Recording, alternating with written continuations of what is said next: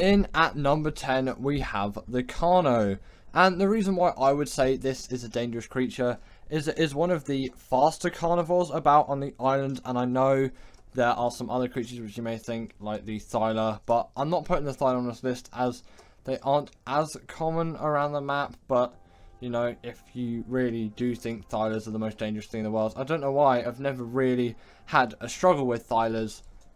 Then just pretend I'm talking about Thylas and not Carnos here.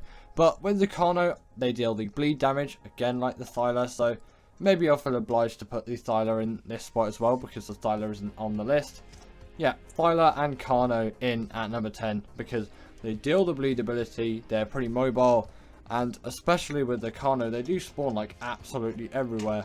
And they are pretty easy to trap on normal Ark and ASA. Obviously, they're a little bit harder because of the Dino AI, so they avoid traps now, which is a new and innovative feature. And actually, when I tamed a Carno on ASA, it was a lot more of a pain to get it in. And with RGs as well, they're a lot more of a pain. Like, just so much more of a pain because they don't want to go in the trap. It makes sense, to be honest. A creature wouldn't really do that in real life, but you can still get them in if you just keep going around in circles. Eventually, it will happen. You kind of just need to get around quick enough that it doesn't have time to think through it. But yeah, Carno and Styler in at number 10. In at number 9, we have the Yuty. But why would I put the Yuty in at this spot? Well, the main reason for it is that roaring ability really is lethal if you end up in the wrong place at the wrong time and it roars, and you really can end up in a huge predicament with this thing. And they deal quite a hefty amount of damage as well. Like, I know a lot of people don't really think of the UT for dealing loads of damage, as you don't really use it for that, you use it for its roars. It deals a very hefty amount of damage, and it has some pretty fast mobility as well. If you ever try to tame a UT, which is probably most of us to be honest, you'll know how fast these things are, but for people who haven't, the UTs are pretty fast, and you should definitely be careful of these creatures around, as you really do not want to get into a fight with a UT, unless obviously you're very well prepared. Then I think you'll be fine. But, you know, still, UT definitely a dangerous creature, and that's why I put it in at the number 9 spot. Next up, we've got the Rex, and this is just one of those creatures where you kind of have to put it on the list. Although they are quite slow creatures and kind of easy to avoid, the Rex stand kill can still be a big challenge for many Ark players out there, as you struggle to get away from it sometimes, especially in ASA. Now you can't level up movement speed unless you obviously enable the setting. It's kind of like flyer speed leveling, like Wildcard removed it, but they never really got rid of it because you could always enable that setting single player. But still, it is now harder to run away from Rexes than it ever has been before, although they are so much easier to tame because of those Rex babies. Honestly, that is an absolute hack for taming Rexes on ASA. Definitely advise it if you've never done that already, and obviously have ASA, as I know a lot of my viewers don't actually have ASA at the moment because it's too darn expensive, and it's also quite a pain to run, although most of my viewers do seem to be console ones, and me being a PC player, I'm upgrading my computer actually to play this game even better. But I've had on consoles that actually runs pretty well. But to talk about the Rex, you can say it's a dangerous creature. It definitely falls into that bracket, and they're quite common as well. Just maybe not the fastest, so if you have tons of movement speed, you should be fine. Right, in at number 7, we have got the Spino. And why do I think the Spino is the 7th most dangerous creature on the island? Well, the reason mainly for it is its speed. It is one of the fastest carnivores out there, and it is pretty lethal in the water as well, which most other carnivores really can't hold up, as things like the Rex, they really can't swim well at all. And, you know, you try and go into the water, that Rex is never going to catch up with you. Even a player on really slow movement speed, unless obviously the water's shallow enough and it can just walk itself along over the top of it. But with the Spino, you can't really get that. And they tend to spawn in more hostile areas as well. Although they don't really spawn around other more hostile creatures, they tend to spawn in places like the snow biome on the island, which is a lot more of a hostile environment than just the general South Zone one, which players will experience as they spawn in. And yet again, that water ability of them just being able to be really good swimmers is something which makes them a lot more deadly, and also they have the bleed ability, so they deal even more damage there. They really do pack a punch when it comes to damage, although if you've got enough, like, you've got good enough armor, you can probably just face them off in melee, as their health isn't the greatest, although still a very dangerous creature, and it will take a pretty powerful weapon to do that without killing yourself, and also doing that before your armor breaks. Now, next up we have the Theri, and the first thing I have to say, this thing's saddle is unlocked at level 69. And yes, what a nice thing for it to have. But that's not why it is dangerous. The 69 curse, although present in the Theri saddle, doesn't mean you have to obviously tame this thing at that level. And actually, they are pretty difficult for taming, because they're kind of dangerous, and also because they take a while, especially on official settings. Although, very well worth it, especially for defeating the dragon on the island. But why are these things so deadly? Well, they don't really appear to be so hostile, and if you go close to them, they will just chase you for ages and ages and ages, and you really can't get them off of your back. And, you know, that is a pretty irritating thing with a creature. Yeah, they can be dangerous, but if they de-aggro quickly, then you're not really going to have an issue. Whereas these things just never, ever seem to give up, and they just keep battling and battling and battling over and over again, just across the whole island map. I know that is a little bit of hyperbole there, but still, these things have an incredible long aggro distance, and that kind of really makes them extremely dangerous, and their damage is also ridiculously high. But it kind of makes sense. They do have massive claws. That would hurt. In at number 5, we have the Allosaurus, and this creature had to be here. It is so fast, and it deals the bleed ability, and they usually come in packs, and they spawn in hostile regions of the map. So they're pretty hard to deal with, especially because they come in packs. That can be a very tough thing to get around, because maybe you'll be able to take off one really easily like that, but trying to take on 3, that is a completely different story, and it's going to require significantly more effort for you to put in to actually be able to defeat all of those creatures. That's why they're a lot more dangerous, especially if you're a solo player, which actually I'm not sure what the statistics are like. I'm not sure if most Ark players are multiplayer or solo players, as in, like, not as in they play on servers and they play on single player, but as in, like, they play with friends or they just play by themselves on multiplayer servers. Not actually sure, but I think it's more single player heavy, so you're more likely to be playing Ark solo, at least from my experience. For you, you might have never played Ark solo and you always play with friends, and I might be sounding like a complete idiot right now, but from my experience, Ark is usually a solo game for me, and on single player, especially earlier, even to the mid game, even sometimes in the late mid game, these things are just a no-go. You just don't go near these things. But then in the late game, they're not the worst thing ever. You can deal with a pack of them, but maybe 2 packs would be a little bit too far, unless you've just got the full tech charade, and then you'd be alright with no issues at all, and there's not really a point about talking about these creatures. But at that point, you can pretty much kill every Ark creature with absolute ease. That, you know, frankly, is any creature dangerous at that point? The only thing that would really be dangerous is things like turrets. They do a lot of damage. Next up, we've got the Microraptor, and I had to put this thing on the list here, as this thing, if you're flying in the air and it knocks you off your flying mount, or any mount if you're in any kind of combat, you can have yourself some serious issues, as you may not be able to defend yourself, and also you'll be stunned at the same time.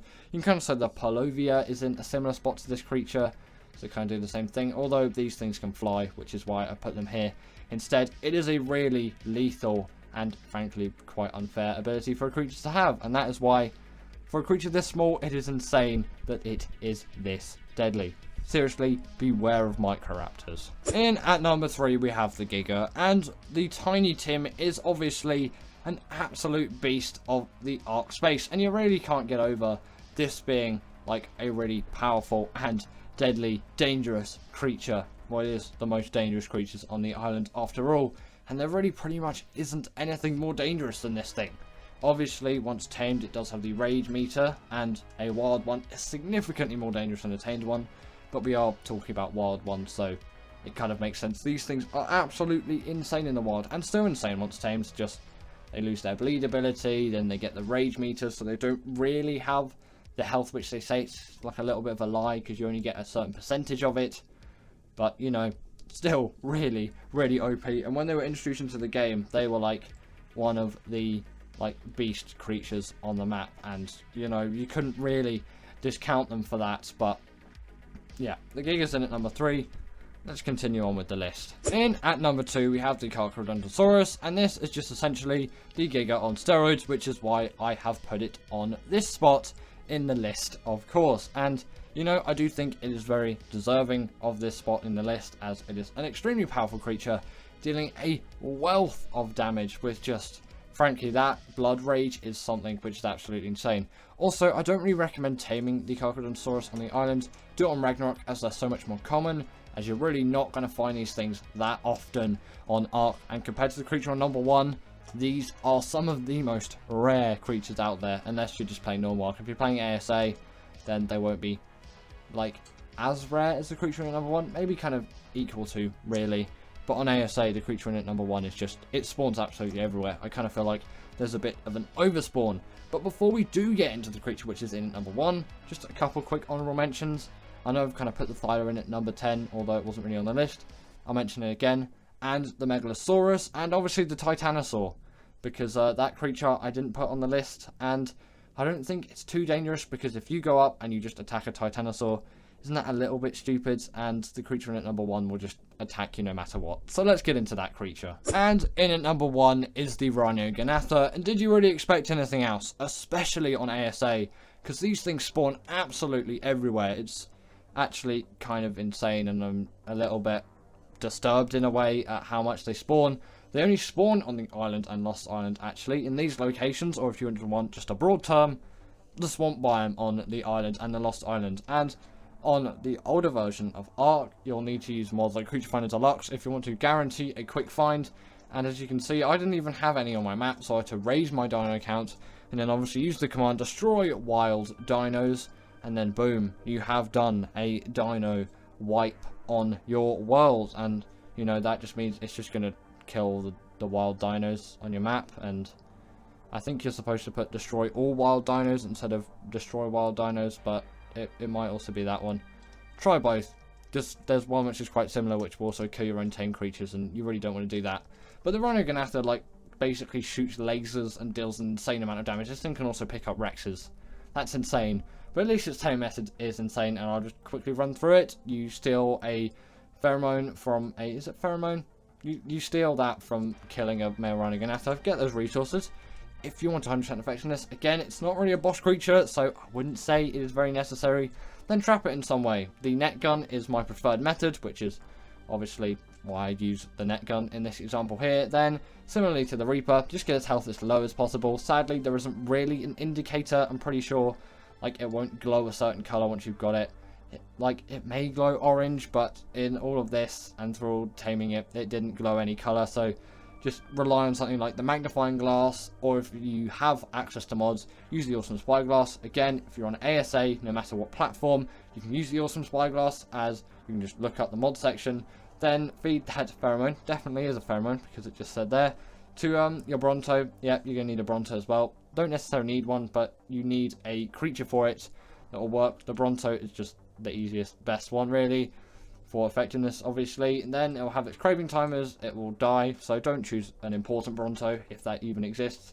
And then you'll get yourself a Rhyniognatha baby. In at number 10, we have got the Maywing, and there's kind of one main reason at why I'm putting this creature on this list, and it is that it's such an insanely fast travel mount. It is just inherently very OP in nature. Like, you look at this creature, you think of this creature, you think of really speedy travel mounts, and that is just an OP feature in itself, being able to travel around the map with that speed without having to go into creative mode and all of that stuff. And that's not even an option if you're playing on a server. That's only really an option on just a general single player server, and you probably wouldn't do it anyway because it kind of ruins the fun of the game. But still, just I was needing something to compare it to. And although obviously it's not going to go as fast as someone flying around in creative mode, it is going to fly faster than someone in a tech suit, and it's a lot easier to get than a tech suit because you only need to be level 19 to get started for this thing, and then boom, like one of the easiest tames in the game, just trap it before you actually start knocking it out. That kind of goes for most flyers though, or even pretty much every Ark creature that's a knockout tame. It's just so much easier if you do. So yeah, that's the kind of method to the madness. And then you've got yourself a really great, really quick, speedy travel mount that's also a portable feeding trough, and it can gather berries as well. So it's just a nice little feature for this thing to have. Next up, we got the Thyla, and this thing kind of works for both PvE and PvP players alike out there. This creature really does pack a huge punch in the damage department. It also deals the bleed ability, and it can scale any kind of wall or vertical surface, making it a prime creature for raiding people's bases on a PvP server or just in any given PvP scenario. They're also pretty decent on SOTF as well due to their high mobility, and they're not too difficult to tame on SOTF either, or really just not too difficult to tame in general. The only real difficulty is the biome they spawn in, as the redwoods can not be the friendliest of biomes pretty much all the time unless you're extremely lucky, so you always do have to be careful for these things, and like Microraptors and all of that. And there are loads of things that want to kill you in the redwoods, but you know, at least Thylas do spawn there, and you can get a lot of great use out of these creatures. So I really do recommend taming one, and I really do think they are extremely OP. The only thing that could make them even more OP is if they were actually allowed into bosses, because when these things came out, they were seen as too overpowered, so then they didn't get the ability to go into bosses. But now with some newer creatures, it's kind of a little bit outdated in the sense that's actually why the Giga is not on this list. It would have been. This was maybe like 2020, 2019, 2018, but that creature is significantly more outdated nowadays than the Thyla, so, you know, that's why that creature is not on the list, if you were ever wondering at any point. But you can see actually this bleed ability in just a second here. I used to not really know what it did. I just thought it was cool, but it does damage on a percent base scale instead of just a general damage dealing scale. So no matter the health of the creature, it will always deal the same percent amount of damage, which is why the bleed ability is so OP. And really, if you do have the time, tame yourself a Thyla. You are definitely not going to regret getting one of these things. They are totally worth it, and considering they spawn on the island, they're extremely accessible to like every single Ark player out there without fail whatsoever. Next up, we have got the Theri, and the reason why it's on this list is not just because its saddle was unlocked at level 69. Nice. But purely that this creature is an insane gatherer of so many kinds of resources, including fiber, which is actually one which is considerably harder to get than most other resources in bulk with a creature like this, as most herbivores will just gather berries, whereas this thing can gather berries and fiber, and it's also a pretty OP boss creature as well. It really does deal a lot of damage and pack a punch. You could probably tell it would deal a lot of damage in that kind of general area, because look at how large these things' claws are. And when you look at it, it's, I kind of call it the Freddy Krueger of Ark, if you will, or the Tickle Chicken, just depending on what context you really want. Those claws really do, again, pack a huge amount of damage into this creature. Really useful for the dragon boss fight on the island if you've never done that before, and their fiber gathering really does put them up another level for me, as yes, the Moss Chops is another great fiber gatherer. It really doesn't do all too much apart from that. I'm pretty sure it's really great at gathering organic polymer as well, but this is a much more OP creature and significantly more useful just to the general Ark player out there, and especially with that saddle level being so perfect, you really can't miss an opportunity on taming one of these things. They're also really great at gathering thatch and wood too, so there's nothing not to love about this creature. So I really do recommend you taming one of these things as soon as you can, really. Next up, in at number 7, we have got the Argy, and doesn't this creature really deserve to be on the spot for being just such a great PvE creature? And also, I'm pretty sure it's a really great PvP creature as well, although I don't really can think of too many uses off the top of my head for this creature in terms of PvP use, but you know, there are definitely still going to pretty much be all the same uses as for PvE players, as this is a really great traveling mount and it has a heck of a lot of weight. So getting metal from point A to point B, or even maybe to point C if you're feeling like it, will be really easy. And you can also pick up a wealth of creatures with this creature, which definitely does aid this thing in being a really great successful creature, because maybe sometimes with a flyer you do want to actually pick up some creatures. Creatures like Desmodus do not have that ability, although that creature is on the list for several other reasons which I think do put it higher on the list than this creature. It also does have a portable smithy as a saddle, so if you ever break a metal tool if you're out farming, well, the RG can just simply help you with that, as long as you have some metal ingots that have been smelted. Of course, you can't just use the normal raw metal, if you didn't know that already. I'm sure pretty much all of you did. There's not really a point to me saying that, but you know, just might as well, because I'm sure someone's done it before. Then you can easily repair all your metal gear, and they also do regen as well. If you quickly kill something and then eat that dead body, then you get a really nice quick regen buff, which is actually, it's pretty useful, and it's a lot more useful, and you'll use it a lot more than maybe you'd expect. Next up, we got the Carcharodontosaurus, and doesn't this creature just objectively have to be really OP? It's a hugely massive carnivore capable of dealing a lot of damage.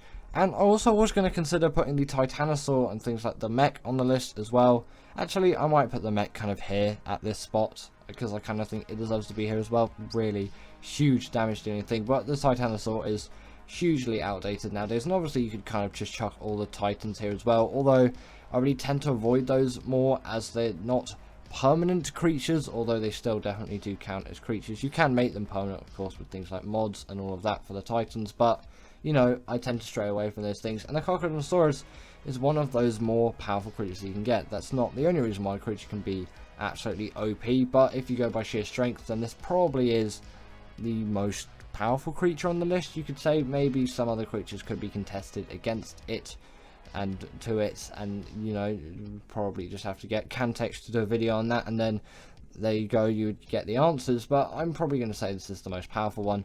It's somewhat more difficult to tame than the Giga, because there are a few more steps. I have a guide on my channel. I'll put it up here if I actually remember to do it. Otherwise, you can just search that. It's not actually too difficult. You just have to be aware for some things, because it can go quite horribly wrong if you don't do it right, and you're just going to be wasting a lot of time, which, you know, you probably don't want to do. But once you do have one of these things, you really are going to enjoy it. In at number 5, we have got the Shadowmane, and this creature is here because it is just so jam-packed full of abilities. You really can't deny this creature's absolutely hugely immense strength when it comes to pretty much anything in the Ark space.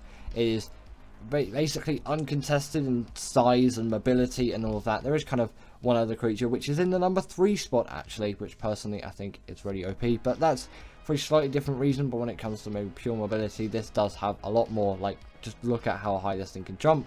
It also does have the hydration buff, which does play a huge part in having a really OP creature. If you have buffs, the Megatherium is another great shout as well, although not on this list.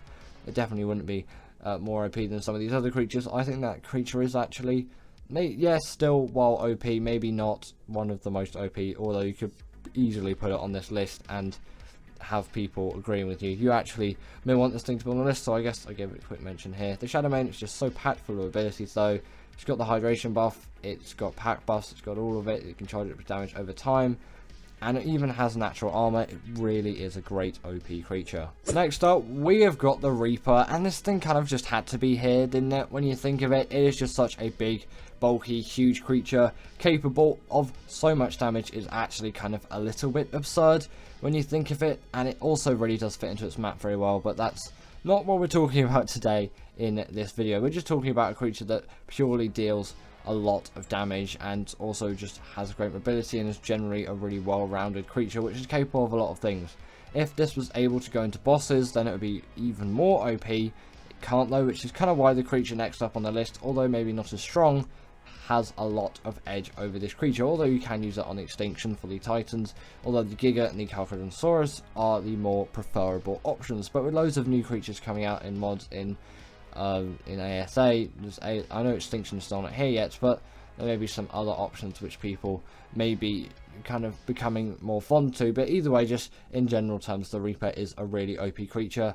Taming one on Arboration feels like an absolute slog, but a slog that I'm worth going through, and on Gen 2 it's ridiculously easy. So if you don't feel like spending an age going through a huge slog, then tame one on Gen 2 and they're really easy. But once you do have one, you really do feel on top of the world, especially if you do it on Arboration as a process. It's just significantly harder to get it done as on Gen 2. The actual process of taming is obviously the same. And in at number 3, we have got the Deinonychus, and this creature literally does bleeder damage to bosses, which is kind of the main reason why it's here, as that is an ability which no other Ark creature has, and it really does make this thing a hugely more OP creature. The fact that it can deal percentage based damage instead of just raw based damage to boss creatures, it's an insane thing to have, and you can grip onto them and all of that, and it's it's just an insane ability to have, really. It feels like an absolute cheat if you go into bosses with the Deinonychus, because obviously you're also going to go with the pack as well. You're going to have pack buffs on top of it. There's just going to be buffs everywhere, and you're going to melt through those bosses so quickly. Obviously, don't do the Titans on Extinction with the Deinonychus, but for everything else, these things work really well, and maybe not the Moda actually, because they're not particularly very good underwater creatures, although they still can do a little bit. Just, you know, maybe that's not particularly what they were designed for, so probably don't bring them to the Moda fight. They'll probably drown anyway, so really, I wouldn't try that whatsoever. I don't really know why I'm trying to like convince you to not use these things for the Moda. I'm pretty sure you weren't going to anyway, but you know, I guess that segment happened. Also, these things take no fall damage, which is a nice thing, so you don't have to dismount just before you hit the ground, no matter like, no, when you fall from a higher place. Sorry, I don't know what sentence was trying to come out there, but that's never going to happen again. Either way, these things, great mobility, and although maybe their parkouring skills isn't quite as elegant as the Thyla solution, I still really like it, and it works, and once you get the hang of it, it really does act quite well. And at number 2, we've got the Desmodus, and this creature just kind of has to be here because it can go, no, we don't want to talk about that, it can go invisible in the night. It's not why it can go OP. My brain is in a muddle. The reason why is because Sanguine Elixir exists, it's a blood bag farm, and you can also pick players off riders with this thing, which is absolutely OP for given PvP scenarios. That's why it's not because it can go invisible in the night time. I can't even show you that because I recorded all this B-roll on the Wasteland biome, and then I realised that you can't set it tonight. I probably should have gone to the Snow Dome or the Desert Dome, but I didn't. So, you know, but at least you know it exists. These things can also just grab onto walls, like the Tapijara, which is a nice thing. Just don't press E or the dismount button when you like this. Someone's done it before. Press space or whatever the equivalent button is on console. Not really sure, but, you know, these things, really OP creatures. Sanguine Elixir, absolute cheap for tames. A third of it done like that with a click of a button. And obviously the fact that you can pick people off riders with this thing, insane. Really great for PvP scenarios, and it's also really quick as well.